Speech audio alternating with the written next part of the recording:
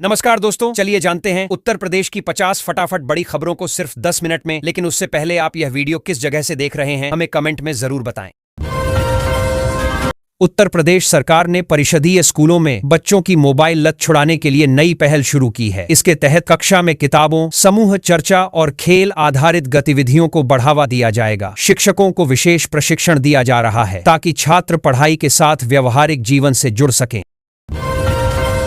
UP सरकार ने घने कोहरे और शीतलहर को देखते हुए बस परिवहन के लिए नए नियम लागू किए हैं। अब बस चालकों का शराब सेवन टेस्ट अनिवार्य किया गया है और कोहरे के समय बसों की अधिकतम गति 40 किलोमीटर प्रति घंटा तय की गई है, जिससे सड़क दुर्घटनाओं को रोका जा सके। राज्य सरकार ने 24 और 26 दिसंबर को विशेष अवसरों के चलते शराब दुकानों के संचालन समय में छूट दी है। इसके साथ ही बड़े शहरों में मेट्रो सेवाओं का समय भी बढ़ाया गया है ताकि यात्रियों को देर रात तक सुरक्षित और सुविधाजनक आवागमन मिल सके। उत्तर प्रदेश सरकार ने 25 दिसंबर को स्कूलों में क्रिसमस की छुट्टी रद्द करने का निर्णय लिया है। अटल बिहारी वाजपेयी की जयंती पर सभी विद्यालयों में विशेष कार्यक्रम अनिवार्य किए गए हैं। छात्रों की उपस्थिति जरूरी होगी और शिक्षकों को कार्यक्रमों की रिपोर्ट तैयार करने के निर्देश दिए गए हैं।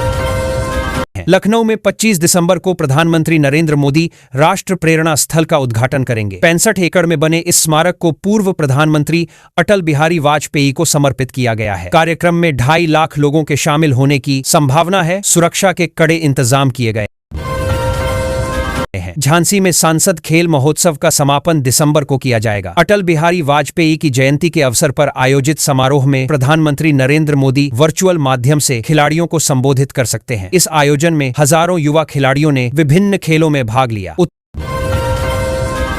उत्तर प्रदेश में घने कोहरे और ठंड ने जनजीवन प्रभावित कर दिया है। 48 से अधिक जिलों में दृश्यता बेहद कम दर्ज की गई है। कई जिलों में कक्षा 8 तक के स्कूल 27 दिसंबर तक बंद कर दिए गए हैं। मौसम विभाग ने कोल्ड वेव का अलर्ट जारी किया है।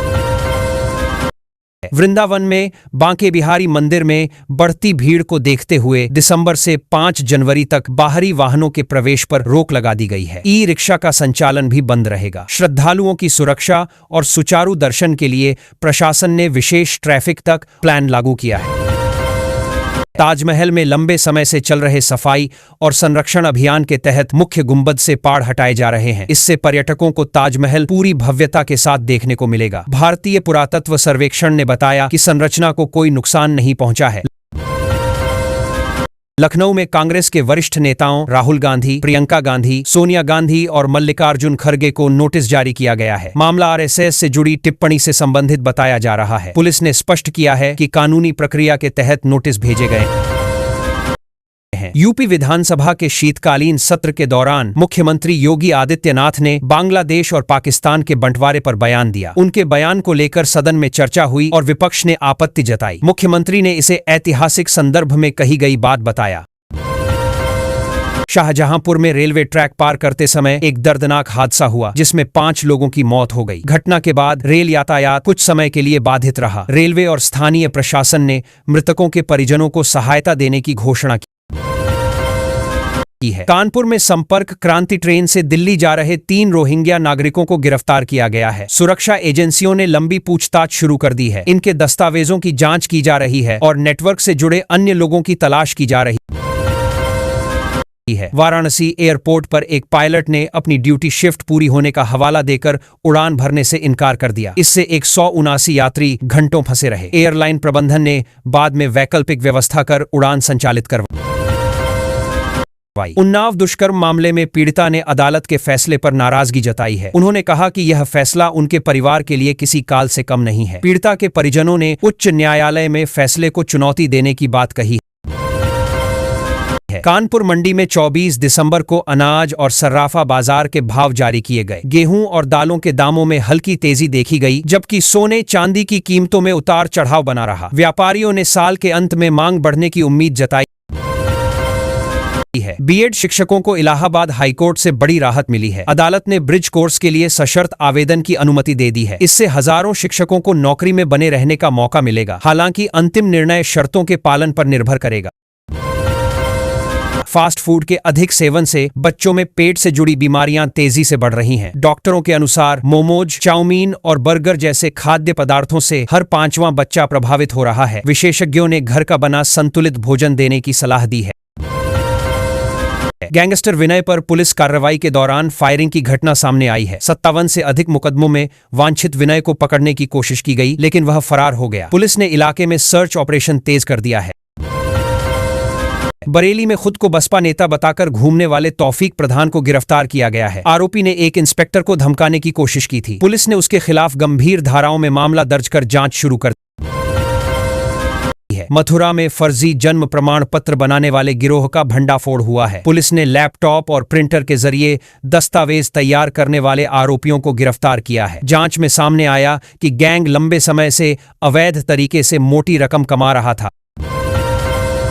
अयोध्या में कोहरे और शीतलहर के कारण दृश्यता काफी घट गई है। सुबह के समय सड़कों और हाईवे पर यातायात प्रभावित रहा। प्रशासन ने श्रद्धालुओं से सावधानी बरतने की अपील की है। ठंड से बचाव के लिए रैन बसेरों और अलाव की व्यवस्था बढ़ाई गई है। घने कोहरे और ठंड को देखते हुए उत्तर प्रदेश के कई जिलों में स्कूलों की टाइमिंग बदली गई है। कुछ जिलों में प्राथमिक कक्षाओं को अस्थायी रूप से बंद किया गया है। जिला प्रशासन का कहना है कि बच्चों की सुरक्षा को ध्यान में रखते हुए हालात की समीक्षा लगातार की जा रही है।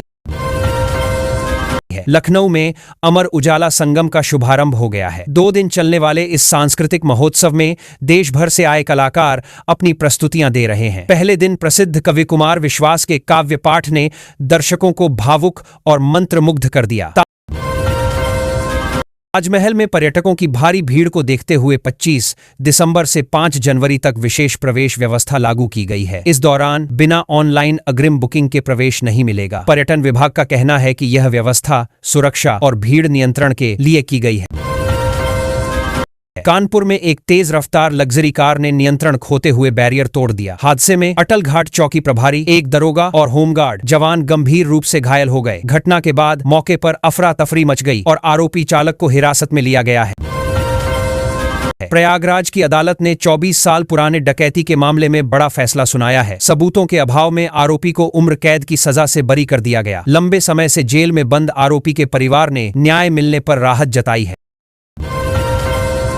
एक निजी स्कूल में कक्षा 2 के छात्र द्वारा कॉपी में हेल्प लिखने का मामला सामने आया है। जांच में खुलासा हुआ कि बच्चे को मानसिक रूप से प्रताड़ित किया जा रहा था। शिक्षा विभाग की जांच के बाद 4 लोगों के खिलाफ रिपोर्ट दर्ज की गई है। दुष्कर्म पीड़िता ने कुलदीप सिंह सेंगर की संभावित रिहाई को लेकर कड़ा विरोध जताया है। पीड़िता ने चेतावनी दी है कि यदि सेंगर जेल से बाहर आया तो वह इंडिया गेट पर धरना देगी। इस बयान के बाद राजनीतिक और सामाजिक हलकों में हलचल तेज हो गई।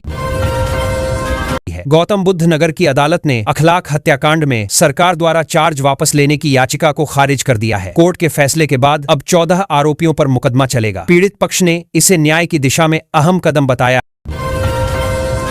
है। लखनऊ में सोने और चांदी की कीमतों में तेज उछाल दर्ज किया गया है। 24 कैरेट सोना एक 38,990 रुपये प्रति 10 ग्राम तक पहुंच गया है। वहीं चांदी की कीमत में लगभग 4,000 रुपये की बढ़ोतरी देखी गई है, जिससे बाजार में हलचल है। पुलिस की बड़ी लापरवाही से 11 साल पहले एक निर्दोष युवक को जेल भेज दिया गया था। अब अदालत के आदेश पर पीड़ित को मुआवजा दिया गया है। इस मामले में तत्कालीन दरोगा की भूमिका पर सवाल उठे हैं और जांच की मांग तेज हो गई है। बदायूं जिले में पुलिस और बदमाशों के बीच मुठभेड़ हुई है। इस दौरान 3 इनामी बदमाश घायल होकर गिरफ्तार किए गए। मुठभेड़ में एक पुलिसकर्मी भी घायल हुआ है। पुलिस के अनुसार आरोपी लंबे समय से गंभीर अपराधों में शामिल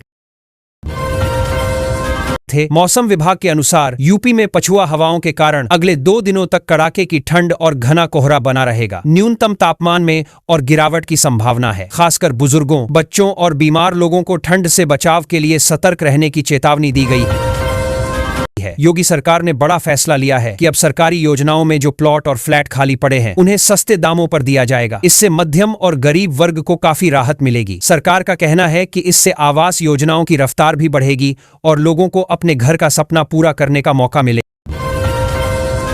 यूपी सरकार ने आंगनबाड़ी केंद्रों के लिए नई पोषण योजना को मंजूरी दी है। अब बच्चों और गर्भवती महिलाओं को रेसिपी के आधार पर पुष्टाहार मिलेगा। 7 अलग अलग कैटेगरी बनाई गई हैं ताकि उम्र और जरूरत के हिसाब से सही पोषण दिया जा सके।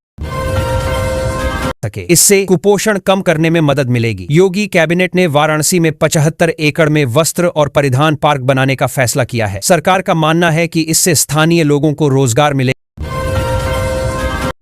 और टेक्सटाइल सेक्टर को बढ़ावा मिलेगा। खासकर पूर्वांचल के युवाओं के लिए यह एक बड़ा मौका माना जा रहा है। लखनऊ के पीजीआई में क्वाटरनरी सेंटर के लिए सरकार ने 120 करोड़ रुपए मंजूर किए हैं। इससे गंभीर बीमारियों के इलाज की सुविधाएं और बेहतर होंगी।